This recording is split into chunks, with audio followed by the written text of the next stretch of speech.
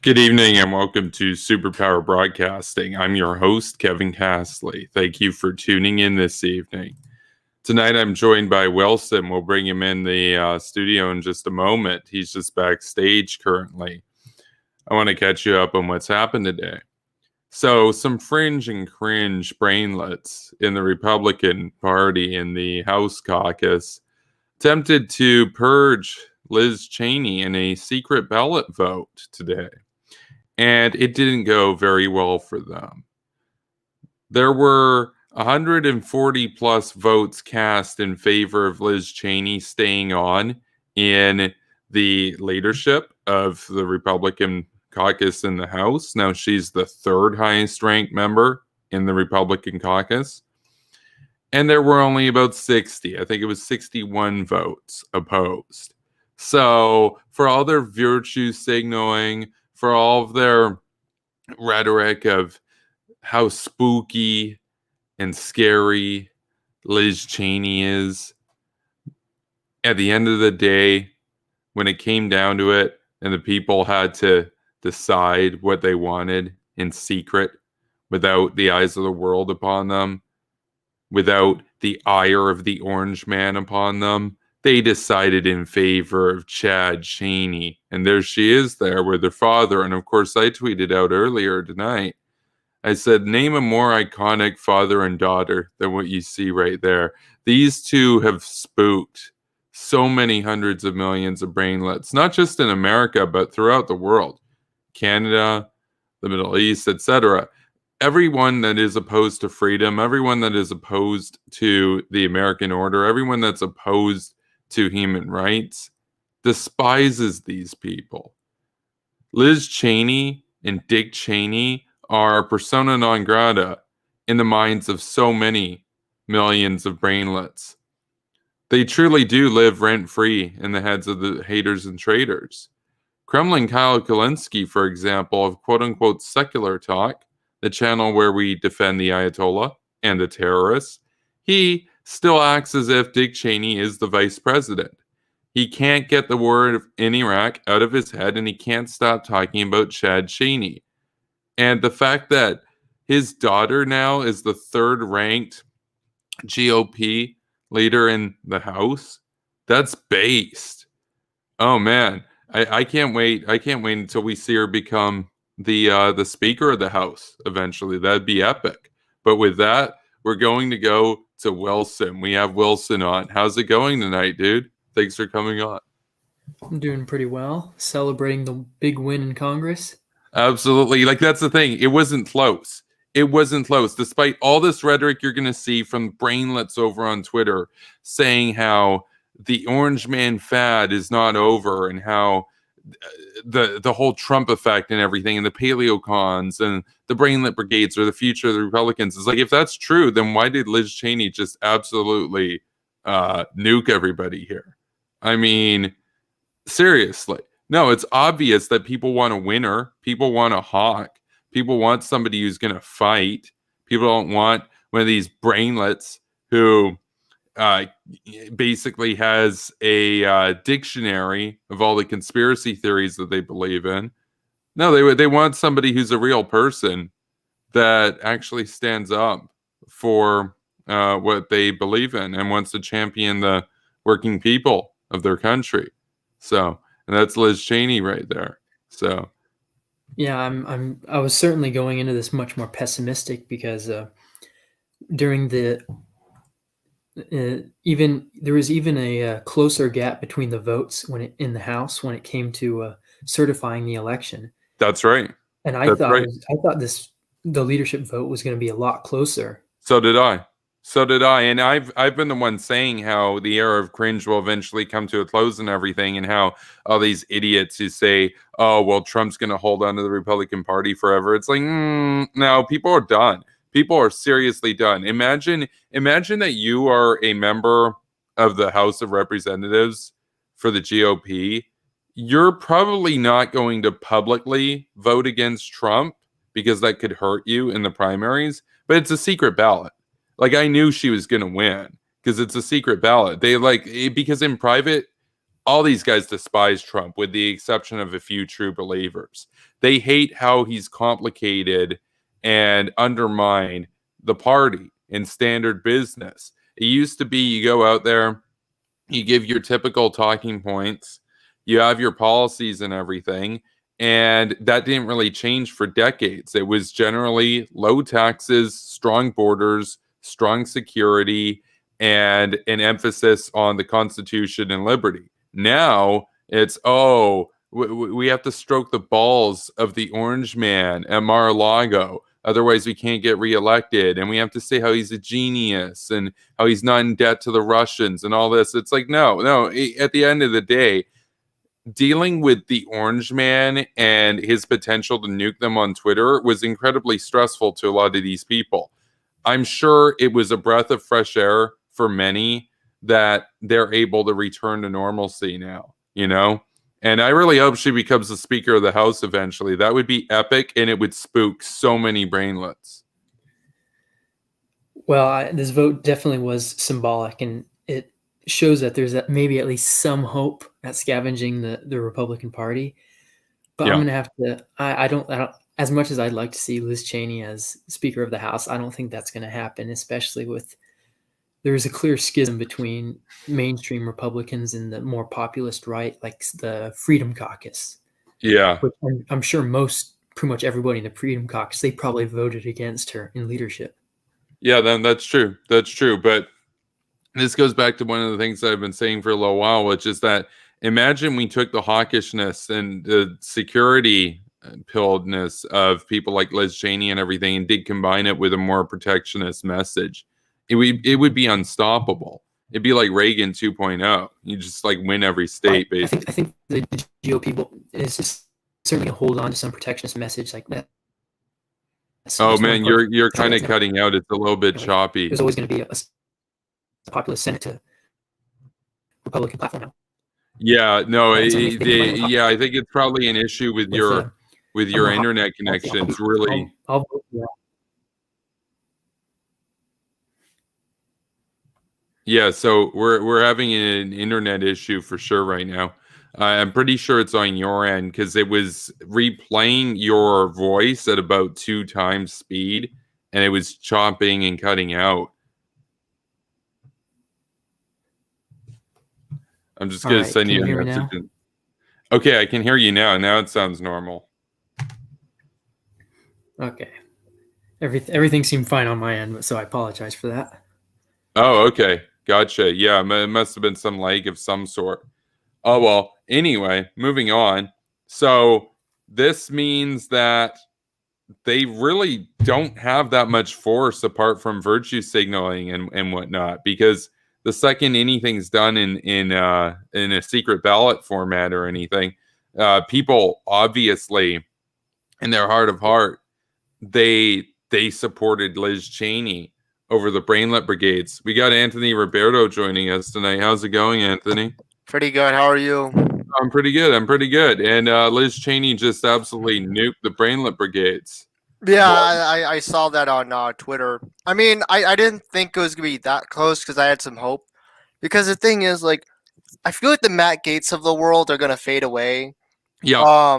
They're kind of like the Charlie Kirks. Like, they're kind of good. Like, they're going to go away. They just, their whole thing is just own the libs. So I don't see them with like much of like anything other than like, oh wow, like look at me, like I did something that the Democrats don't like. Like that's kind of like, at least that it feels like that's his position sometimes. And I really want to see that era kind of end.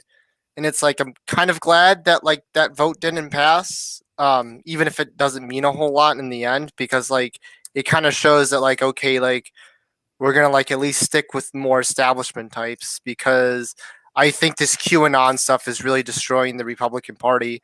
I've watched some stuff. Not watched some stuff. I've read some stuff about what Ben Sass has had to say. It's like, yeah, it's destroying the party. It's not just some meme on 4chan.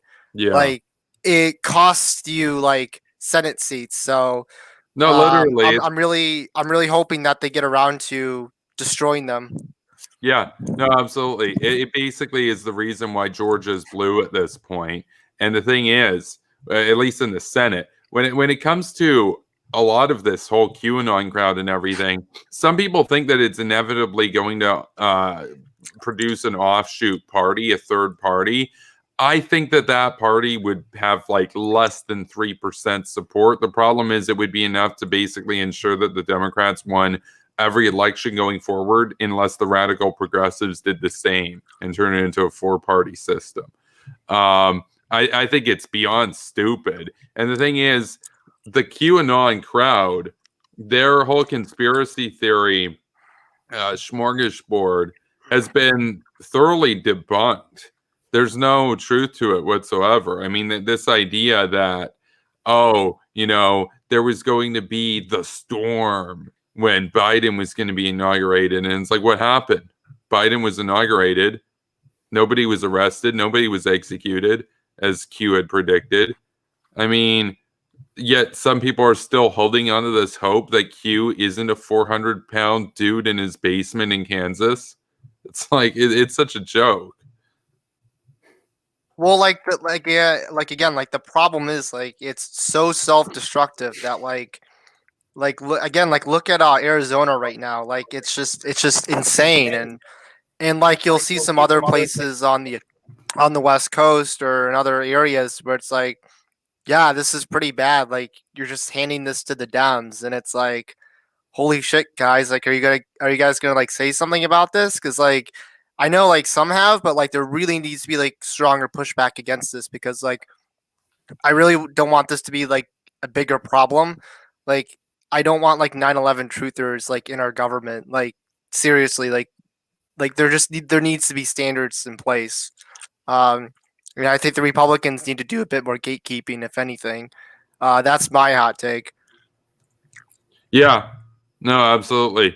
I think that the QAnon crowd and everything, they should basically be at this point regarded as essentially, I'm not saying they're Democrats or anything, but if you're a voter in the Republican Party, you should basically at this point see these people as essentially Democratic operatives, because that's what they're going to give you. They're going to give you Democratic majorities for the foreseeable future, as long as they keep on basically doing to the Republican Party what the squad's been doing to the Democrats,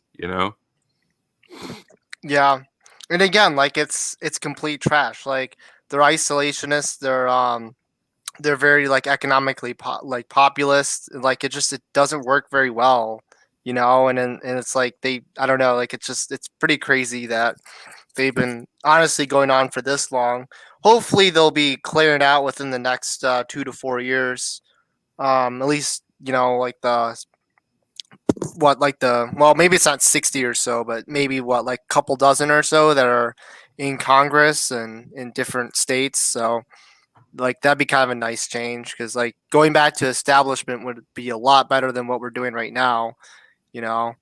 Well, now it's just like I said, it's just handing the Democrats every election at this point. Well, yeah, I mean, like I'm not a one-party state person, like even though I'm a Democrat, but it's definitely pretty crazy. I mean, like the other thing too is like, again, like as a reminder, like they don't serve the Republican interests. Like again, like they're super isolationists. Like they're they're very destructive. Like you flipped entire states blue because of this. So they bow down to the Taliban. Like these people want to make love with the terrorists basically, and just surrender the war on terror to Al Qaeda and the Taliban and ISIS, and say, not our problem. Oh, sure, they attacked America, but it would cost money to do something about them, bro. Wasn't there that one guy? Pathetic. Oh, I forgot what his name is. I think his name is Madison something. He said that like Biden is trying to start a war in Syria. I'm like, that's kind of based, but he was saying that's like a bad thing, and he's a Republican in Congress. Like, you're supposed to be the hawkish one, not the dove. What are you doing? Well, there's already been a war in Syria. The thing is, the war in Syria happens whether you want it or not. The question is who's going to win. And right now, it looks like a Russian puppet's going to win and continue basically purging the country after he's burned the whole place to the ground. I mean, what part of letting the Russians continue to have their stranglehold over Syria is good for the United States? Like, I don't get that. I mean, these people talk about things like America first and everything, and it's like, what does that actually yield? It always puts America last. Yeah. It always translates into let China and Russia run the world and reduce America into an irrelevant, defenseless little what they call it a fortress or whatever. It's not even really a fortress. They want to gut the military too. They just want to have some militias roaming around in the woods. It's like, oh yeah, that's what's going to stop 8,000 Russian nukes. Libertarian militias, bro. Yeah, like actually, one thing I found that was really funny. I believe this was on January 20th or 20. No, I'm sorry. This was the 21st or the 22nd of January. Charlie Kirk puts out this tweet about how Joe Biden invaded Syria. And I'm like, that's base, but that didn't really happen. What happened was there was a supply convoy of 40 vehicles that was just ordered to go into Syria to resupply bases. But Charlie Kirk is saying that as if like Biden's invading Syria. I'm like, I wish that was true, but that's not. And also, why are you against that? Aren't you supposed to be for American exceptionalism? Aren't you like the party of that? Like, why are you like what? Well, they used to be. Now they're basically, ironically, what the Republicans used to accuse Obama of doing, and they were largely right about it, which is apologizing to the world and saying, "Oh, we're sorry, we're American," and everything. Now that's what some of the Republicans want to do. But of course, most Republican Congress people, they want no part in that. They voted for Liz Cheney, and there are a lot of people right now in the PaleoCon crowd, the Libertarian crowd, the Groyper crowd, the Q-tard crowd. They're fuming and dooming. They're spooked. They're pissed. And what are they going to do about it? Just whine and bitch on the internet. That's all that they can really do. So, honestly, and like the other thing too is like, I noticed like when it comes to like people like Lynn Wood. I mean, I personally almost believe in the theory that he was a Democratic psyop. I don't entirely believe that. But if you look at his record to who he's donated to, like it's clearly like the Democrats the past couple of years. But hey, I mean, I don't believe in conspiracy theories, so I'll leave that up for you to decide. But however, from November up until early January, he was talking about stopping the steal. He told Republican voters not to vote, and it's like there was a bunch of Republicans that listened to him.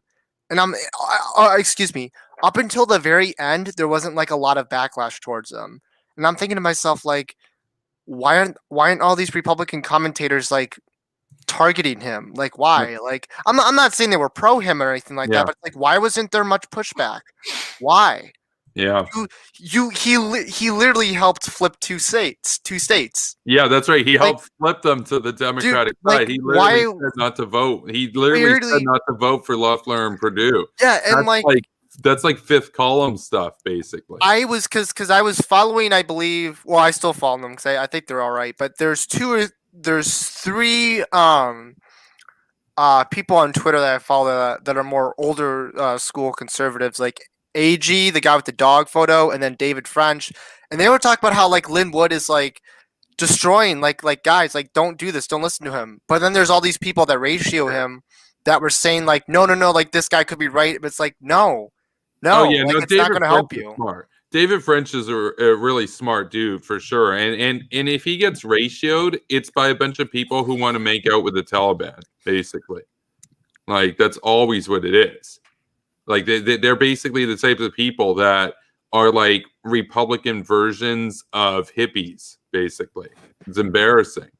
Yeah, it's just pretty crazy because like I'm sorry, I just wanted to finish this last point.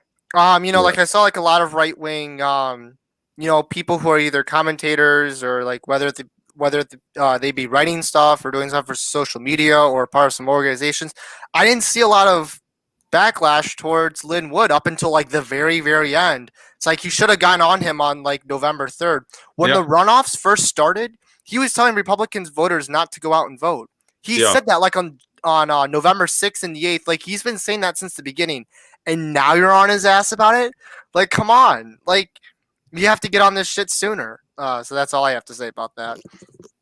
Yeah, no, I'll let Wilson speak. Yeah. There's certainly been a huge ideological incoherency with large factions of the Republican Party. I mean, I follow a lot of libertarians on Twitter, so I'm kind of in that cursed niche. And some of their foreign policy arguments are indistinguishable from foreign policy arguments that you'd see from Jimmy Dore and Kyle Kulinski types.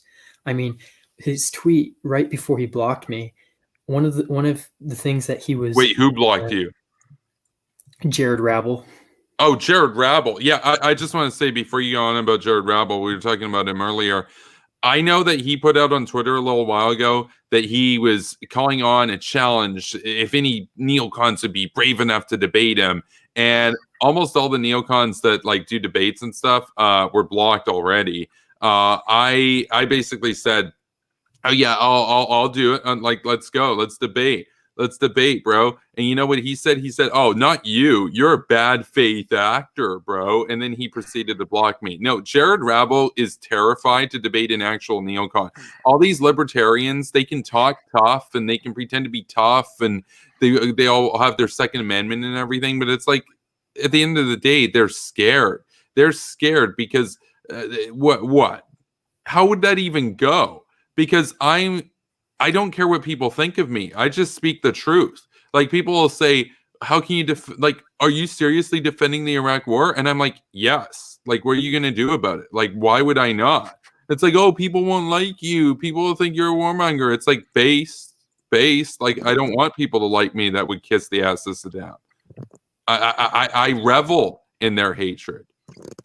It's funny that you bring up that debate he did, because back then I had a different account and I was actually going to answer to his debate. And right when right when I was scrolling through his profile, he blocked me. Of course he did. No, Jared Rabble is a afraid little boy. Let's just keep it real. He wants this image of himself as like this tough libertarian, like this conservative guy who, he's like a true teller or whatever. No. He's terrified to debate anybody that challenges him on foreign policy. It's the same thing with Kyle. Kyle can't debate foreign policy. He'll debate Tucker on like social issues and abortion and that kind of stuff. He's never going to debate Bill Kristol or John Bolton. Never happened. He'd get blown out of the water and he knows it. I mean, that's like, oh, no, we can't talk about foreign policy. It's like, dude, that's your career. What do you mean we can't talk about foreign policy? No, Jared Rabble's an idiot too. It's not just that that he's scared and everything. He's also not bright. He's actually dumb. I mean, all of his takes are weak that I've seen. So, yeah. So on his tweet that I was reading just before he blocked me, so he listed things that he was criticizing Biden on foreign policy, and one of them was deploying more troops to Syria. And that's just in reference to that little convoy that crossed over Iraq.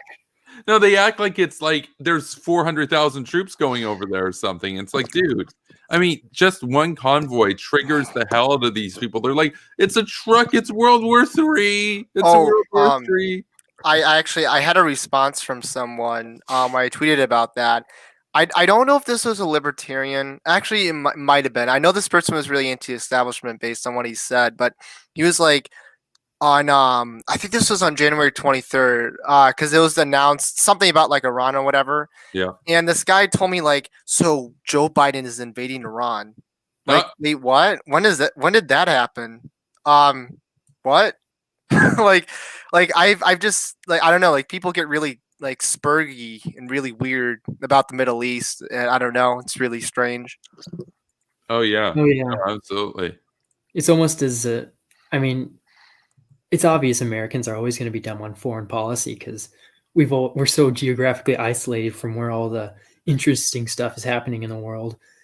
But it just reminds me of after we killed Soleimani, I remember everyone I knew, they were serious about being worried about World War III. Oh yeah, like Brainlet June. She did the World War III, the word bad thing. I'm going to see if I still have that meme lying around on my old branding style. I'm pretty sure I do. Yeah, that was a thumbnail of one of her videos. She made it that this was uploaded about a year ago almost.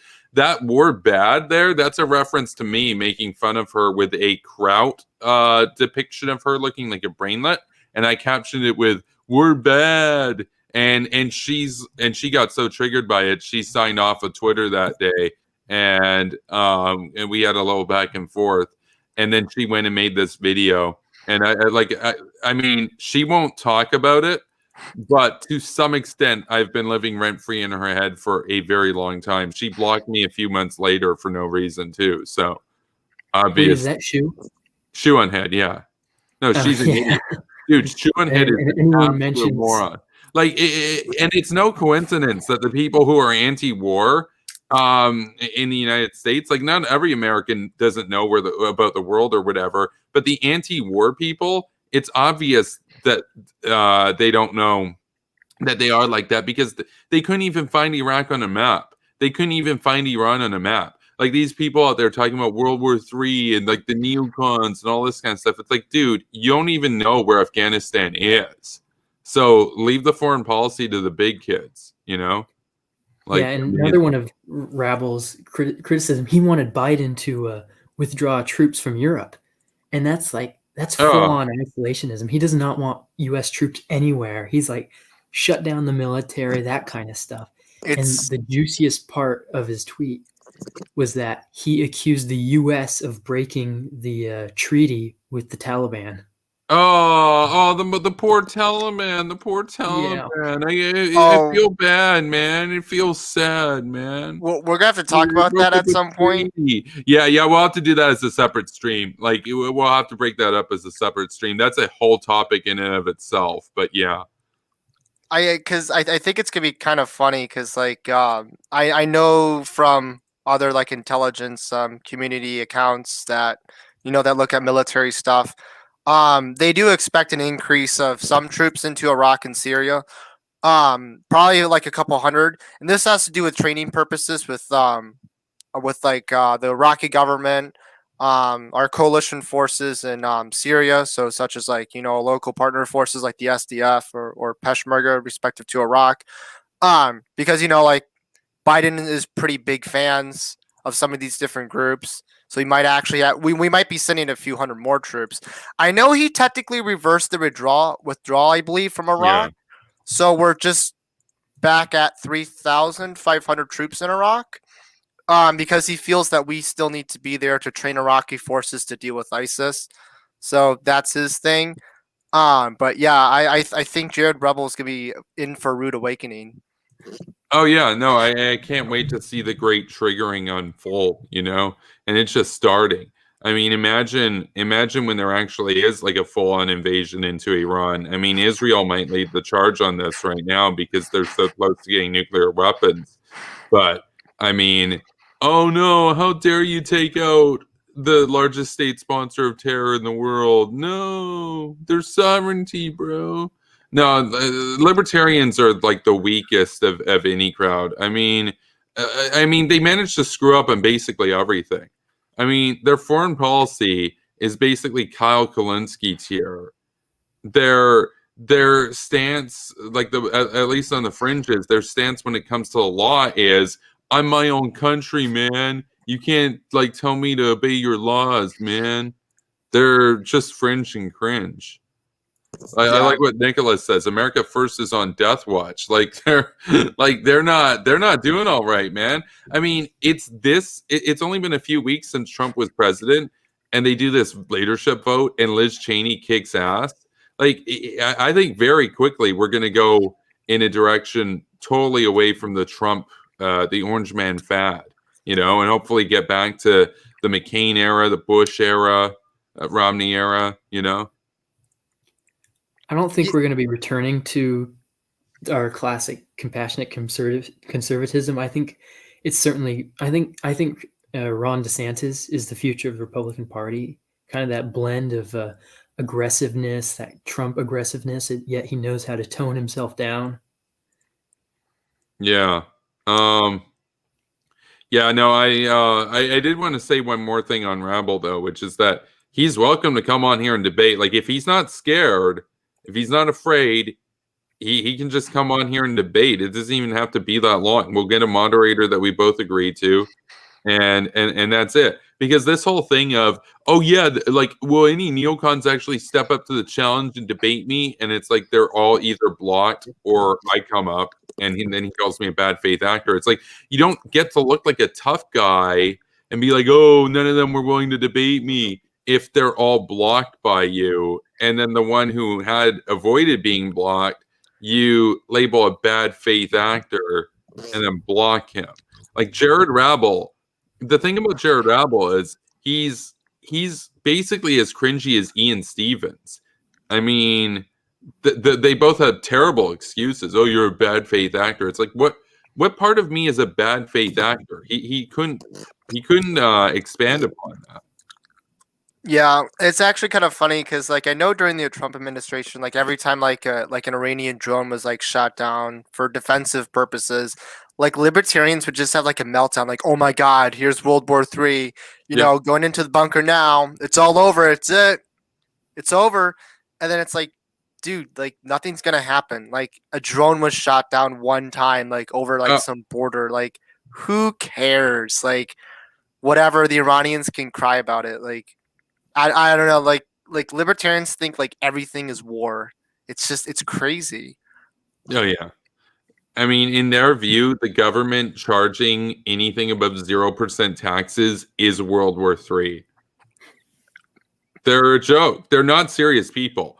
I mean, libertarianism is not a serious ideology. It could never survive and defend its own country in the real world. It's the same as like the anarchists. Like they'll say, oh, well, Catalonia would have survived if the rest of the world was anarchist. It's like, yeah, but it's not. So how are you ever going to survive as an ideology if every time you sprout up, fascists overrun you or communists overrun you? Likewise with libertarians. Oh, but we have the militias, man. It's like, oh, yeah, because that's a good deterrent to Russian nuclear weapons. Good job, brainlets. I mean, imagine unironically being a libertarian in 2021. I mean, like, because we can all picture some libertarians right now. It's all yikes. Like none of them look desirable. None of them look like something that you would ever want to be. I mean, it's a joke. It's a total joke of an ideology. Oh, tax is theft. I saw there was an account. I believe he's got like a couple thousand followers. I don't know how I stumbled on it. I think it was like someone just replying to him. But I looked at the bio, and it says Libertarian 2024 Amish and Tulsi. Dude, I muted him, but I'm like, yeah, you're going into the mute section. Bye. Imagine shilling for tanky Tulsi. Like you might as well at that point say Bashar the Butcher did nothing wrong, bro. Anyway, I can't stream too long. The last week with the debates and everything has honestly been pretty exhausting and all the drama around that. But it was a decisive victory, nuked MMI, but. I can't stream too long tonight. I'm going to have some videos and everything rolling out over the next few days that are going to be interesting. I actually got a series on Nick Fuentes that I'm in the process of filming right now. So we're doing another one of those, going over all of his basically treasonous BS. But before we go off air, I want to give the both of you the opportunity to make your closing remarks, and we'll start with Wilson. So thank you for coming on the show, dude. Well, today was not only a win for neoconservatism and hawkish foreign policy, but I think it certainly gives hope to a lot of never-Trumpers in the GOP who still hold some optimism that the GOP is salvageable. And it's good to know that at least one leader in the GOP has some backbone, and that's Liz Cheney. Absolutely. And she would make a great president one day in the next, say, 15 or 16 years or whatever after Nikki Haley and Dan Crenshaw get their 8 years. So that'd be pretty based. We'll go to Anthony Roberto. Yeah. So I guess like for my closing remarks, as we talked about a couple different things, like whether it be from libertarians to Liz Cheney, still being there, of course. With their prestige, it's good to know that there's some decent stuff in the party there's still some decent people in the party, even though I don't really agree with them on some stuff. It's a lot better having her than some of these other really clownish people, I would say. And it's one of those things where it's like, Matt Gaetz is kind of full of himself, and hopefully more of the party will start to move on after him. And yeah, it's just it's one of those things, and it seems to be over the next probably couple months, even a couple years. I'm assuming that like at least some of Trump's I guess thing he's got is going to start to wane down. I don't think he's going to be remembered like Reagan. I think it's kind of weird that people say that. I think it's just going to be like people take bits and pieces of what he has and they'll go with that. But I don't think he's going to be like a Reagan like figure for the Republican Party. So Yeah. that's just me. Well, there you go. So thanks for coming on to both of you. And with that, we'll go to my closing remarks. As I said, Liz Cheney here, absolutely and definitively proving that when people have the option to say how they really feel, they're not going for Trump's apparatchiks. They're going for a base talk. They're going for a strong leader, a fighter like Liz Cheney for their leadership in the House caucus for the GOP. And so big ups to Chad Cheney. And we hope to see many new and spooky victories from her going forward. And so with that, be sure to like and subscribe. I do daily premieres as well as daily streams. Additionally, you can follow me over on my social media. The links are in the description below. You can follow me over on Facebook, Twitch, Twitter, Minds, and Gab. As well as if you'd like to support this channel, you can check out my Ko-Fi. Big ups to Net7 for, of course, giving me a 2-year gold tier subscription to Ko-Fi. That was very based. As well, you can also send me a tip on PayPal. And if you want to, power the streams and everything, you can check me out over on Patreon. That's patreon.com/superpowerbroadcasting. And once we get up to $500 a month, I'll be rolling out 2 daily premieres in addition to the daily live streams instead of just 1 each day. So with that, I will see you in the next video. Take care, everybody, and stay based.